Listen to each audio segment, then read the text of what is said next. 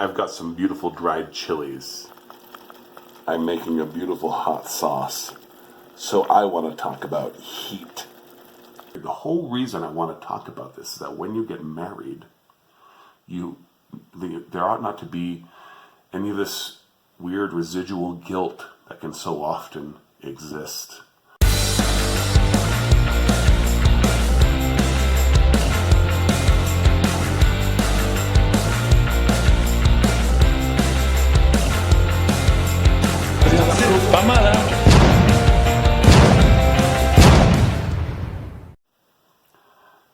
I think young Christians often have unreasonable expectations for what marriage is, and therefore what sex is and is about. And I've seen that have negative effects on young marriages. So I am here to make a video to tell you that it is okay, young man, to sexually desire the woman you are courting. It's okay, young woman, to be sexually desired.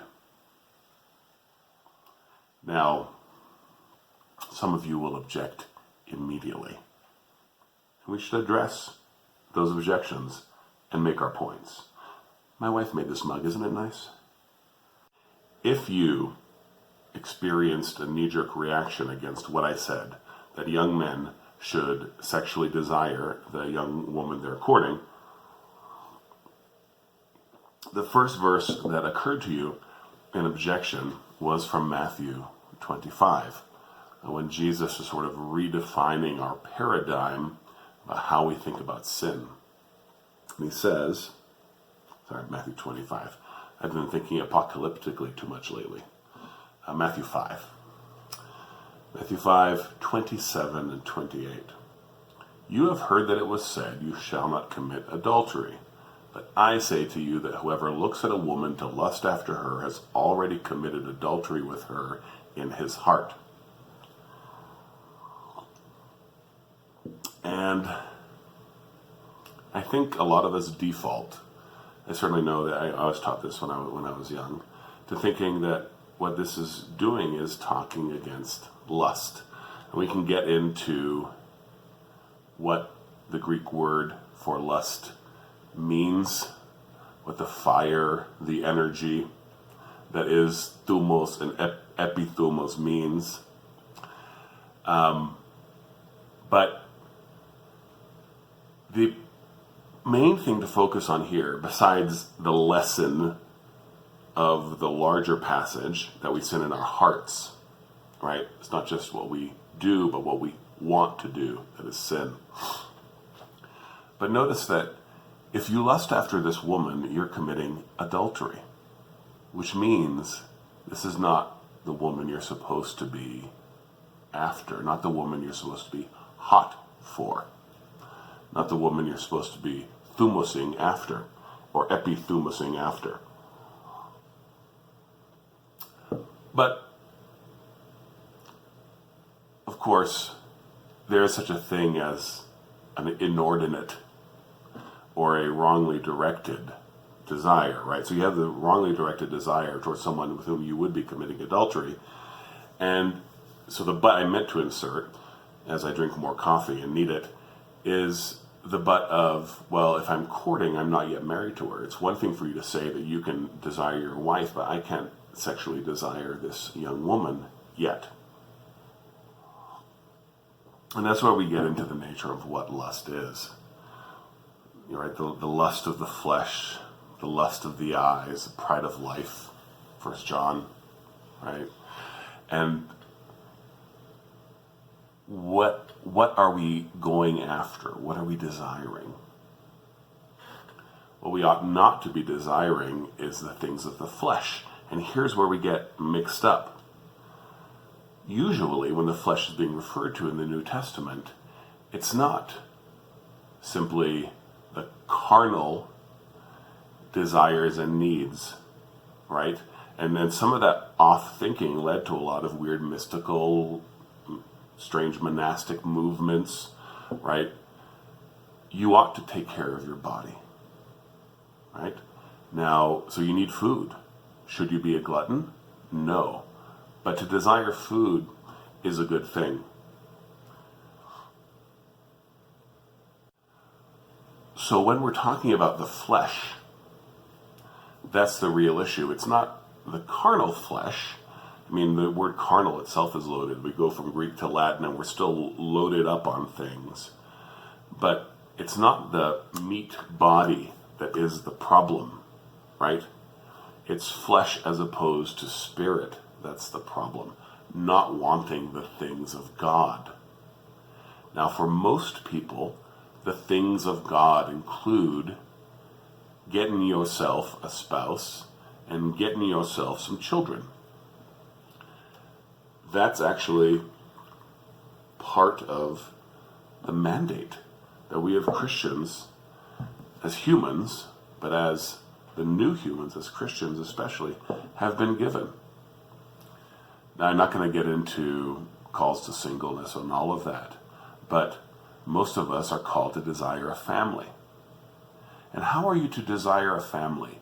In a disinterested, dispassionate sort of way? No, sir. I submit to you that you are to desire it with zeal.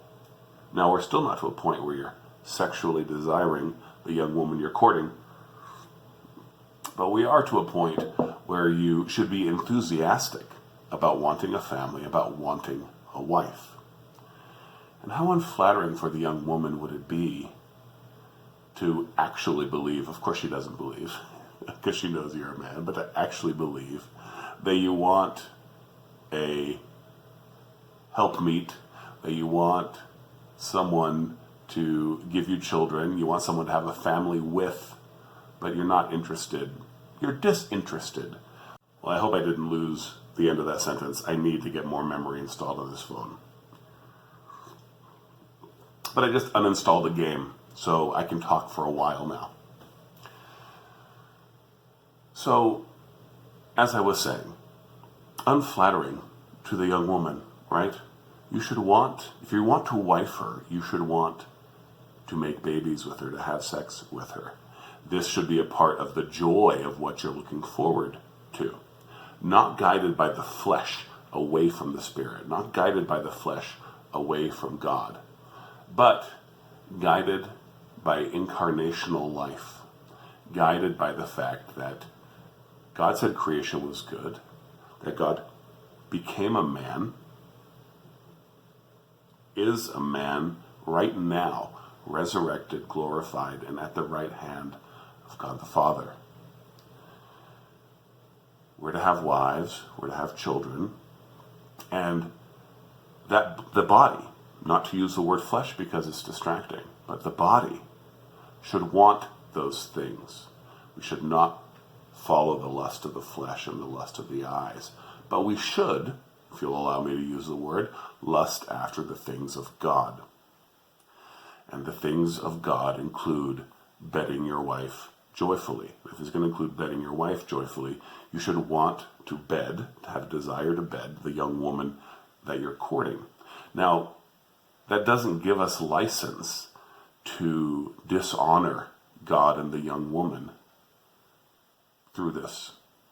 It doesn't give us to give us license to be given to flights of fornicationist fantasy, right? God still hates that, and that is a sin. But we ought to have some enthusiasm for the task that we're being given. And if you actually find that you're in a place where you are legitimately, not very likely, but it can happen, that you're actually legitimately disinterested in having sex with a young woman, you should not pursue her. So how do you walk that fine line of wanting to take her to wife, wanting to consummate that, wanting to make babies, and then not wanting to sin in that? Well, sir, welcome to the Christian walk. Welcome to the that tension exists in everything we do. It's good to want more than bread and water. It's good to want a steak. It's good to have a piece of candy. That's a gift from God.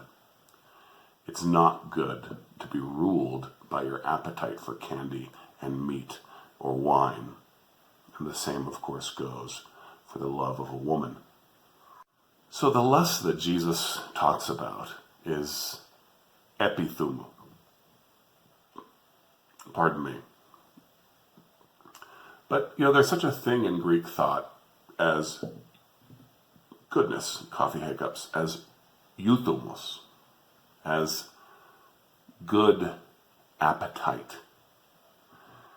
And it is associated with the body, right? What the body wants. Now, in Greek thought, not a lot of people talked about this because, thumos is a thing that inspires Achilles, for example. And I think, as Christians, we look at the thumos of Achilles and we realize that lust for glory is pagan and God-hating. We shouldn't want that. And epithumos, is being encompassed, surrounded by that, taken over by it. Actual Greek scholars can go ahead and disagree with me on this, and I will not resent that at all. The euthumos, there is a sort of an objective, calm, serene attitude to it, and I did talk about how we shouldn't be disinterested. But maybe that can point us in the direction of, it's possible to have appetites, to have desires that are given by God, but which are not inordinate, right? How many commentaries, if you read commentaries about the use of the word lust in the New Testament, the word inordinate is what always shows up, right? Refers to inordinate desires, inordinate appetites. We ought not to be inordinate. But what would be ordinate would be to long for the things of God. To long for the things of God. That's strong. Dare we say that we should lust for the things of God? So if you're going to write a poem to the young woman that you're courting, obviously you're not going to write an erotic poem, but what's going to inspire you to write this poem? Are you going to be sitting back from afar and writing a poem about how she's objectively beautiful because her face is symmetrical? Of course not. You are going to be inspired by many things, including the desires of your body. And when you get married, the whole reason I want to talk about this is that when you get married, there ought not to be any of this weird residual guilt that can so often exist. It is a wonderful thing when both the woman and the man enter the marriage hot to trot. And not to get all carried away and Mark Driscoll-y about this, not start talking about my hot wife all the time. We're a moderate people. But within that peaceful living, within that hard-working, humble living, in which we seek to make others better than ourselves, in which we die to ourselves to glorify others, there ought to be the sense of wanting to feast upon each other's bodies and rejoicing in the gift that's been given to us. And I cannot see how it would be reasonable for you to go through the courtship process denying that that's an aspect of it. Given that it's an aspect, that because of the things that I've just said, given that it is an aspect of it, then the question must actually be how to be holy in doing this, right? So we accept that, in fact, sexual desire is a part of courtship. How am I to be holy in courting? And then when I am married, how am I to transform that energy into some nice zeal, passion for each other?